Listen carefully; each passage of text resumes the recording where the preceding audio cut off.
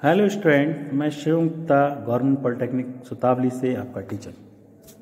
मैं आपको ईटी पढ़ाऊंगा, इलेक्ट्रिकल टेक्नोलॉजी। आज हम बेसिक डेफिनेशन पढ़ेंगे, इसके इंट्रोडक्शन के बारे में बात करेंगे। सबसे पहले बेसिक डेफिनेशन है इलेक्ट्रिकल करंट। क्योंकि इलेक्ट्रिकल पढ़ रहे हैं तो इलेक्ट्रिकल करंट क्या होता है? करंट आवेश की प्रवाह की दर को इलेक्ट्रिक करंट कहते हैं। आवेश के प्रवाह की दर को इलेक्ट्रिक करंट कहते हैं। इसे I से डिनोट करते हैं तथा इसका मात्रक एम्पियर होता है। इलेक्ट्रिक करंट आवेश के प्रवाह की दर को इलेक्ट्रिक करंट कहते हैं तथा इसे I से डिनोट करते हैं तथा इसका मात्रक एम्पियर होता है। यह दो प्रकार का होता है, अल्टरनेटिंग करंट और डायरेक्ट करंट। अल्टरनेटिंग करंट यानी AC और direct current DC। Alternating current को हिंदी में कहते हैं प्रत्यावर्ती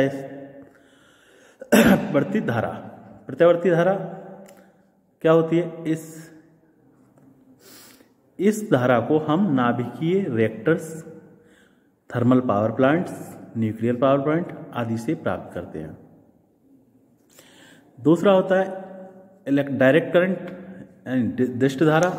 इसे हम सेल, बैटरी आदि से प्राप्त करते हैं। फर्स्ट सेकंड चीज, AC को हम स्टोर नहीं कर सकते, यानी अल्टरनेटिंग करंट को हम स्टोर नहीं कर सकते और डायरेक्ट करंट को स्टोर कर सकते हैं। अल्टरनेटिंग करंट की फ्रिक्वेंसी 50 हर्ट्ज होती है और डायरेक्ट करंट की फ्रिक्वेंसी 0 हर्ट्ज होती है।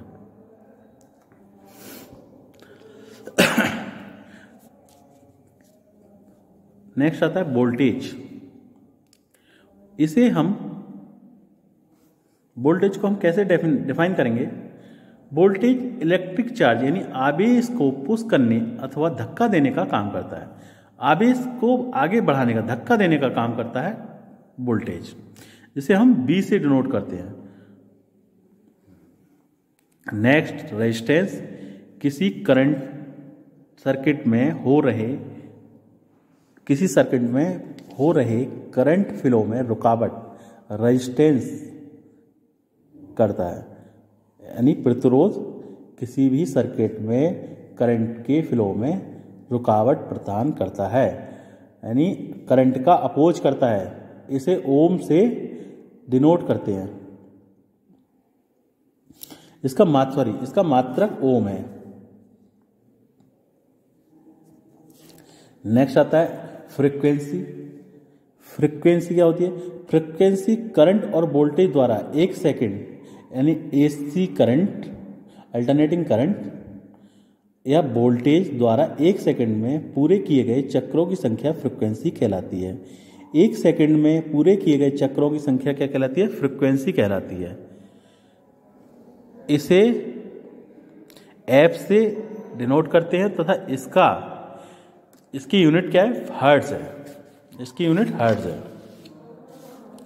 नेक्स्ट आता है जंक्शन। क्या होता है? विद्युत परिपथों का वह बिंदु जहां 3 या 3 से अधिक शाखाएं मिलती हैं, जंक्शन कहलाता है। इलेक्ट्रिक सर्किट का वह बिंदु, वह पॉइंट जहां 2 से अधिक यानी 3 या 3 से अधिक, 4, 5, 6 कितनी भी हो सकती हैं, किसे शाखाएं मिलती हैं, जंक्शन कहलाता है। शाखाएं क्या होती हैं? शाखाएं परिपथ का वह भाग होती है, यानी सर्किट का वह भाग जिसमें धारा का मान कांस्टेंट रहता है, नियत रहता है, शाखाएं कहलाती हैं। नेक्स्ट आता है लूप। लूप क्या होती है? परिपथों, चालकों से बने बंद परिपथ को लूप कहते हैं, यानी loop is a closed path. और नेक्स्ट आता है किरचॉफ्स लॉ। किरचॉफ्स के ने 2 नियम दिए थे। पहला किरचॉफ करंट लॉ, दूसरा Kirchhoff voltage law. Kirchhoff current law क्या होता है? इसे KCL कहते हैं और किरचॉफ वोल्टेज लॉ को KVL कहते हैं। किरचॉफ करंट लॉ इस नियम के अनुसार विद्युत परिपथ में किसी संधि पर प्रवेश करने वाली धाराओं का योग उसी संधि पर निकलने वाली धाराओं के योग के बराबर होता है। अर्थात किसी बिंदु पर निकलने वाली धाराओं का योग उसमें आने वाली धाराओं की योग के बराबर होता है। जैसा कि चित्र में दर्शाया गया है। ये मान लो कोई बिंदु है, इससे I1, I2, I3, I4 धाराएं इसमें I1, I2 इससे निकल रही हैं, तो I3, I4, I5 इसमें एंटर कर रही हैं। तो हमने अभी बताया कि आने वाली धाराओं का योग जाने वाली धाराओं के योग के बराबर होता है। तो आने वाली धारा कौन कौन सी हैं? I3, I4, I5 इस बिंदु पर आ रही हैं O पॉइंट पर।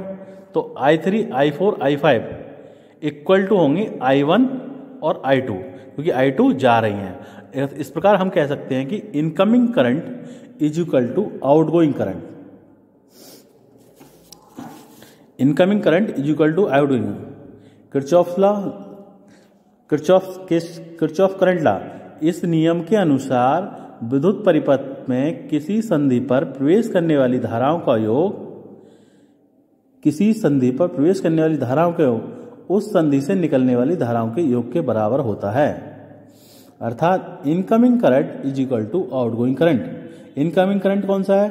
जो हमारा आ रहा है, कौन सा है? I3, I4, I5 equal to क्या होगा? I1, I2 I1 plus I2 बराबर I3 plus I4 plus I4। कह सकते हैं कि incoming current is equal to outgoing current. Thanks for watching.